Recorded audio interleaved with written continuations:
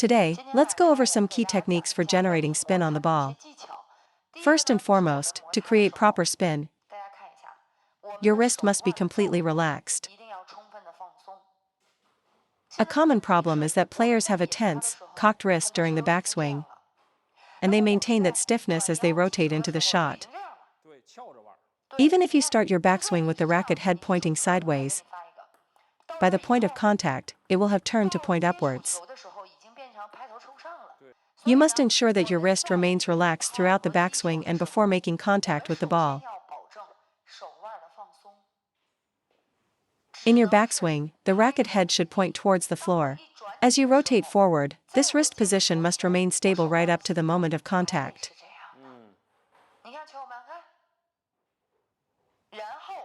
Then continue with the stroke to generate spin. I've found that once my students master this, their ability to brush the ball improves dramatically. The main reason many players can't loop the ball effectively is their failure to create friction at the moment of contact. This failure is caused by an incorrect racket head angle, as I just mentioned.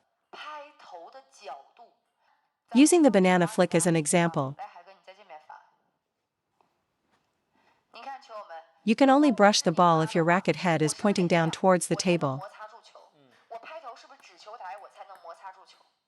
If your racket head faces sideways, you simply won't be able to flick a backspin ball. All players with a strong forehand share a common trait. Their backswing is close to the body with the racket head pointing down, and their wrist remains relaxed as they rotate. Generate spin by brushing the ball as you make contact. So, your goal is to ensure your racket head doesn't point up or sideways during the backswing, because a sideways angle will naturally open up upon rotation, preventing a proper brush. This mistake will cause you to consistently hit the bottom half of your racket, making it impossible to generate spin. After contact, another common mistake is using an incorrect swing path for your brush. The first error is flipping the elbow upwards as you swing. The second is lifting the entire arm vertically.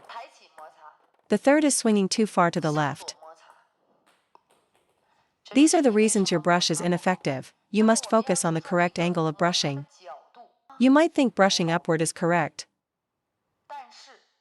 but the principle is to brush the top middle part of the ball. Brushing straight up means you are contacting the middle or back of the ball, not the correct top middle section. The angle between the racket face and the ball at the moment of contact should be like this.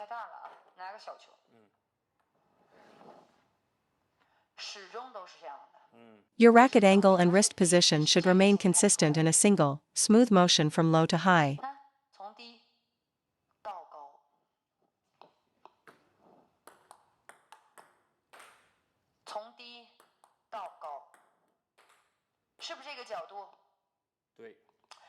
These errors happen because you're trying to scoop or lift the ball over the net.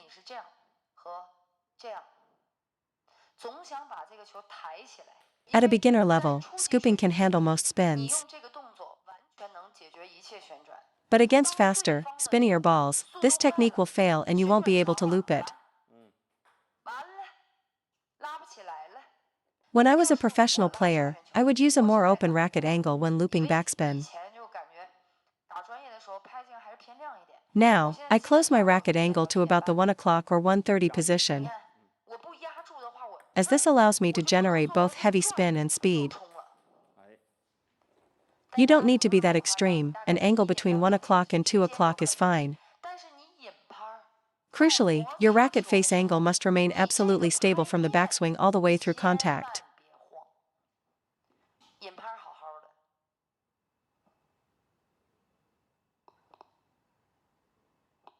Whatever racket angle you use in the backswing must be the same angle at contact.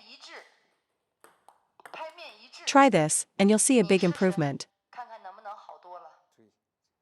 Your racket face must be consistent from the start of the swing, through contact, and into the follow-through.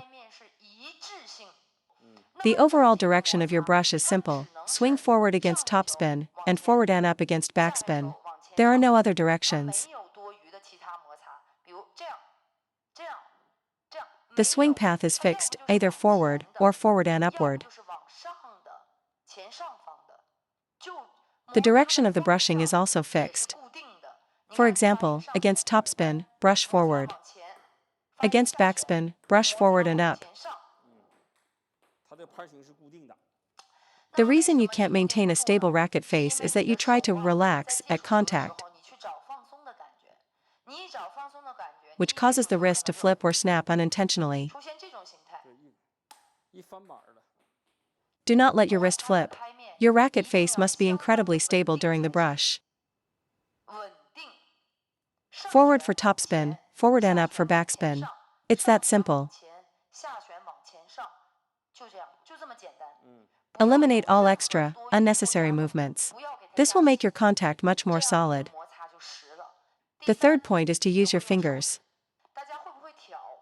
The flick is essentially a miniature version of the brushing action in a loop. To flick a light backspin, I use my index finger to apply pressure forward and upward. For a penhold grip, you'd use your back 3 fingers to push up and create the arc. If the ball has side spin topspin, I use my index finger to apply pressure more directly forward. So, you must learn to use your fingers when brushing, the back 3 for penhold, and the index finger for shake hand. Against topspin, I use my index finger to apply forward pressure.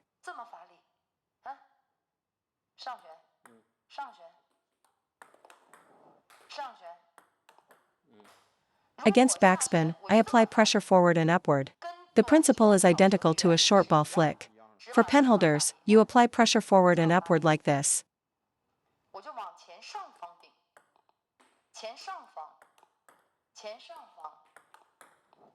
Don't lead with your arm. There's a sequence. Once your fingers initiate the correct force and direction, the rest of the arm motion is less critical. Correcting your entire stroke is hard for amateur players, because there is no coach constantly supervising you. So focus on mastering this core element first, applying pressure with your fingers. Even if you have other technical flaws like pushing your elbow out or lifting your upper arm,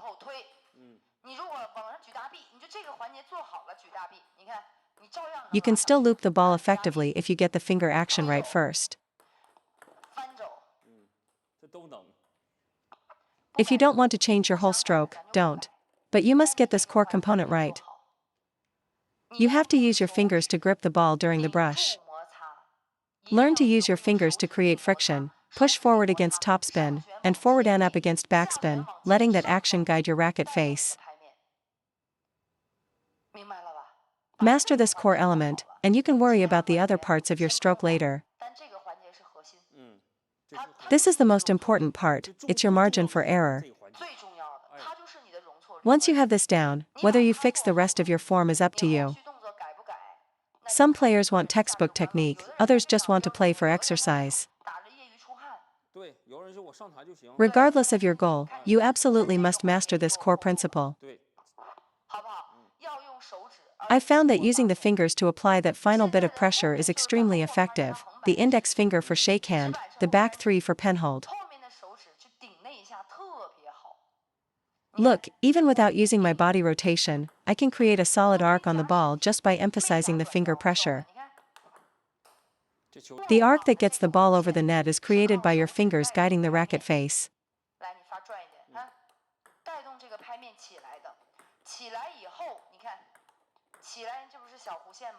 Once you create that initial arc, pushing forward turns it into a loop. And by incorporating power from your entire body, you make it a powerful loop. First, be relaxed. Second, at the moment of contact, your wrist must be in a position to create friction. A stiff, open wrist is not a brushing position, it's a hitting or pushing position, which is inefficient, especially against backspin. Against a topspin ball, you can get away with pushing it and it will still go on the table. No problem there. But a heavy backspin ball kicks downward. How can you push that over the net? You must have the mechanics to create friction. A loop made by simply scooping with your wrist is not an attack. It's just a defensive transition shot. When you loop that way, it's just a passive return. All you're doing is changing backspin to topspin, which poses no threat to your opponent. However, if you master the core principles of friction, your loop becomes an offensive weapon designed to win the point. The other way is useless, it just converts the spin without adding any pressure. So, you must master these 3 core principles. Join our membership to unlock daily exclusive shorts, and discover the coach's secret tips and tricks on table tennis technique. You'll also get our weekly on-court coaching series. Silver members get even more and also unlock the exclusive weekly Coach's Corner series. Thank you for supporting the channel's growth.